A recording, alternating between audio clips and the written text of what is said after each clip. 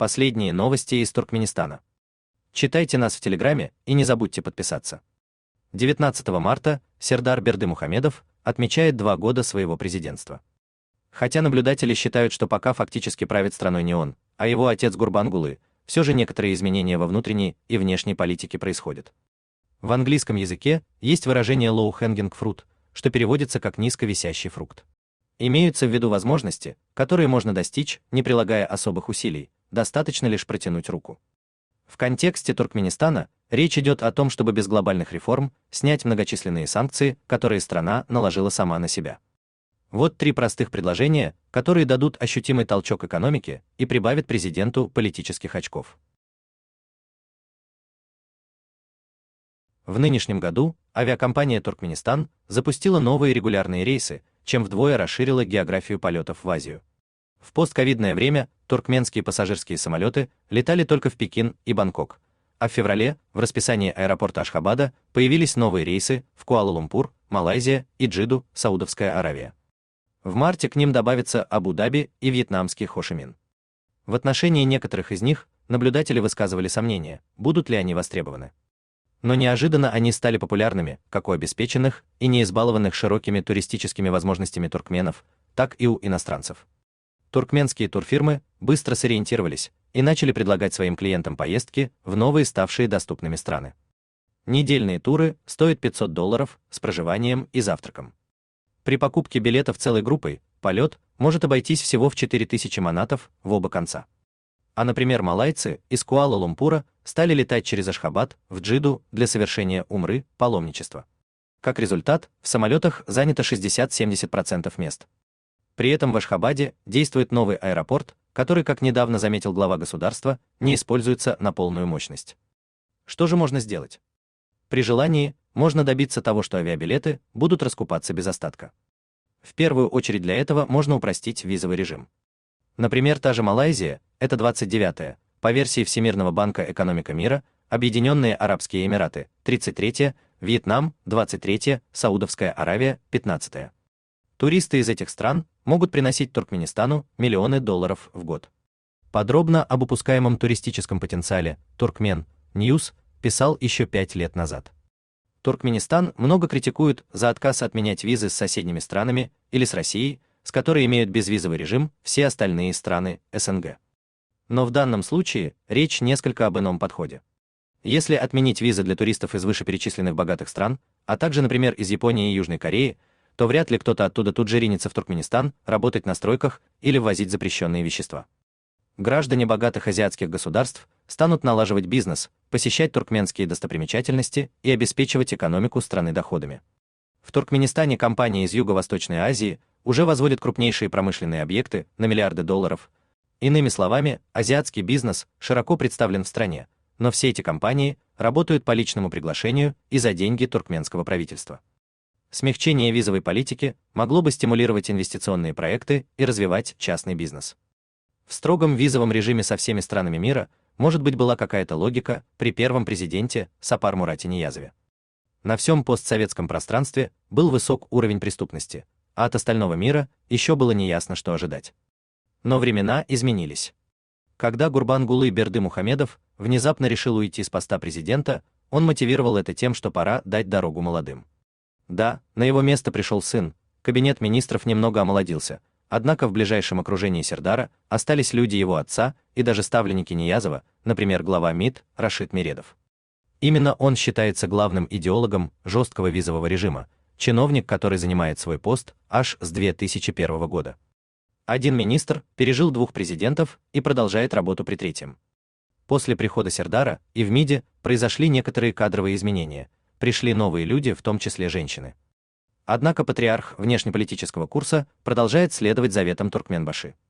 Сохранять строгую визовую политику сейчас все равно, что заставлять всех носить маски от ковида до 2040 года. Любопытно, что все ограничения Туркменистан налагает на себя сам, отказываясь от отмены виз даже с теми странами, которые с легкостью на это готовы. Турцию туркменские власти вообще фактически силой заставили ввести визы для туркменов. Беспрецедентные случаи. Страна выступает за ухудшение условий передвижения по миру для собственных граждан. А ведь дипломаты старой закалки, и особенно те, кто под костюмом дипломата носит погоны, вероятно, радовались вводу виз в Турцию в 2022 году, поздравляли друг друга с этой внешнеполитической победой. Но ни они, ни высшее руководство страны словно не замечают, что из-за своей закрытости Туркменистан фактически оказался в том же положении, что и страны, живущие под жесткими международными санкциями. Но на нашу страну никто не накладывал санкций, не считая запретов на закупку хлопка, полученного с применением принудительного труда. Однако туристы, бизнесмены, трудовые мигранты из Туркменистана чувствуют себя так, словно внешний мир им категорически враждебен. И дело не только в визах. Мы ведем себя так, будто обложены всеми санкциями этого мира, рассуждает наблюдатель Turkmen News. Платежные карты не работают, свободного обмена валюты нет, банковские услуги на уровне 90-х годов. Взаимодействие с международными компаниями минимальное. Направлений полетов меньше, чем у засанкционированных российских авиакомпаний. Трудовая миграция существует во всем мире. В Германии, Норвегии и Нидерландах трудятся десятки тысяч поляков, румын, болгар, венгров и словенцев. Заработав на чужбине, они отправляют деньги своим семьям, а на выходные или в отпуск свободно ездят к ним или зовут к себе. И никому в Польше, Румынии, Болгарии, Венгрии или Словении и в голову не приходит чинить своим же гражданам какие-либо препятствия. Власти этих стран понимают, что эти работяги привозят домой живые деньги. Почему власти Туркменистана относятся к своим трудовым мигрантам зеркально противоположно? Один из главных факторов неблагополучия туркменских трудовых мигрантов – невозможность продлить свои паспорта в консульствах за границей, при том, что срок действия паспортов был сокращен с 10 до 5 лет. Чтобы вновь сделать документ действительным, необходимо ехать на родину. А если паспорт был просрочен и человек успел побыть нелегалом, то обратно за рубеж его уже не выпустят. Да и если не успел, то все равно можно столкнуться с теми же проблемами. Для нелегала выхода нет. Если он не хочет потерять работу, а иногда и семью, которую успел завести на чужбине, ему остается только жить годами с просроченным паспортом. Часто это ведет к маргинализации. Некоторые люди годами не видят своих детей. Кто-то оставил их с родственниками в Туркменистане, а теперь не может вернуться из-за нелегального статуса, а кто-то, наоборот, оставил детей за рубежом, поехал продлить паспорт и попал в список невыездных. А правительство тем временем утверждает порядок выдачи паспортов племенным ахалтекинским скакунам. В Туркменистане лучше быть конем, чем мигрантом за его пределами. Таким образом, власти Туркменистана проявляют общее негативное отношение к миграции. Тех, кто желает уехать на заработки, стараются всеми силами удержать дома, то растягивая очереди на выдачу тех же загранпаспортов, то не пуская на самолет людей с уже купленными билетами. Но, как известно, насильно мил не будешь. Меры, которые, казалось бы, должны уменьшить число нелегальных мигрантов и тем самым уменьшить головную боль для государства, приводят к обратному эффекту. Если бы консульства начали продлевать паспорта, то многие люди получили бы возможность легализоваться в зарубежных странах. Легальный мигрант, работающий по закону и пользующийся всеми правами, это уж точно лучший агент страны за границей, нежели запуганный полукриминальный элемент. При этом Туркменистан сейчас объективно не готов принять обратно всех и разом. Если мечта туркменских чиновников исполнится и в страну одномоментно вернется хотя бы 20% мигрантов из одной только Турции, то это может вызвать социальный взрыв, так как людям банально нечего будет есть. Трудовых мигрантов нужно не возвращать и наказывать бюрократией, а легализовать, не забывая, что они кормят свои семьи на родине и способствуют притоку валюты в страну.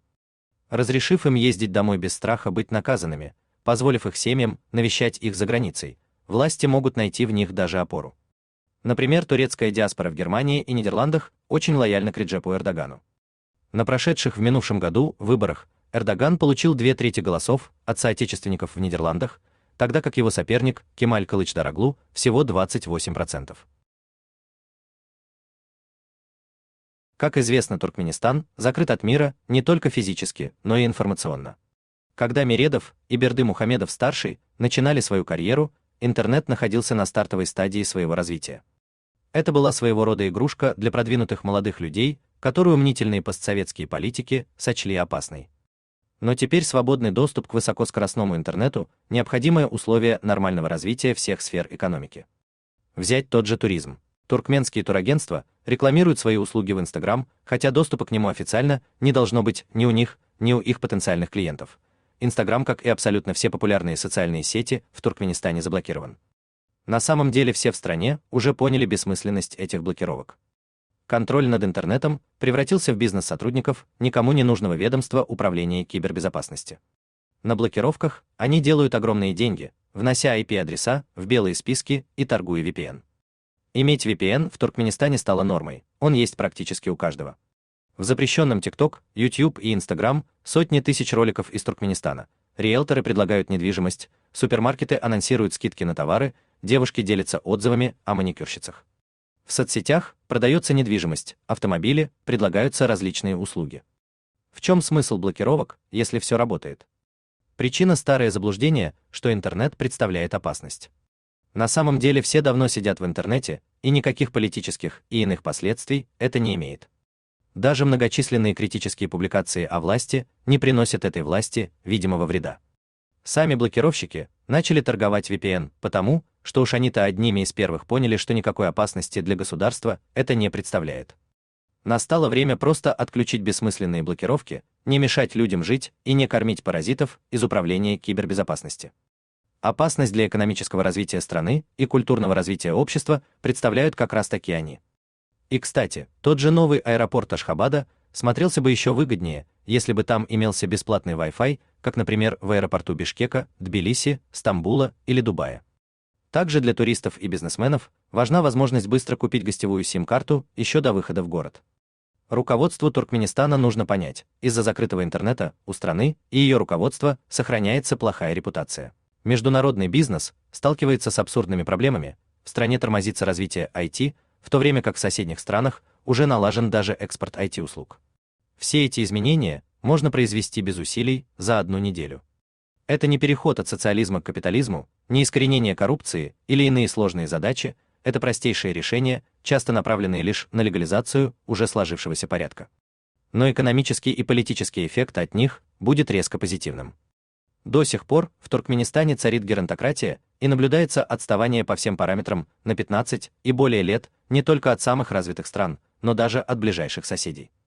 Однако именно сейчас есть много шансов на перемены без лишних потрясений. У вас есть интересная новость, и вы хотите ею поделиться? Пишите нам в секретном чате Телеграма. Мы никогда не раскрываем свои источники и гарантируем вам полную анонимность.